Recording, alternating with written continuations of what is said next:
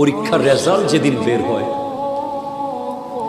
এ plus পাওয়া ছেলের মা যখন খুশিতে উচ্ছ্বাসিত, এ গ্রেড পাওয়া ছেলের মা যখন দুনিয়াকে ফোন করে বলছে আমার ছেলে এ প্লাস পেয়েছে, তখন ওই ফেল করা প্রবাসী বাবার সন্তান সেদিন তার কারণে তার মায়ের মাথাটা নিচু হয়ে যায়, বাবার মাথাটা নিচু হয়ে যায়। এমনও খবর আছে, বিদেশে যখন বাবা শুনেছে তার ছেলে ফেল করেছে, স্ট্রোক করে বাবা সেখানেই মারা গেছে, অ্যাটাক করে সেখানেই বাবা শেষ হয়ে গেছে। ওই নৃশংস নিষ্ঠুর দুনিয়ার সন্তান এয়ারপোর্ট থেকে বাবার লাশটা পর্যন্ত রিসিভ করতে যায় না, কারণ তাকে দিয়ে তো আর কোনো কাজ নাই, সে তো এখন টাকার মেশিন আর নাই। ঠিক কি কথা?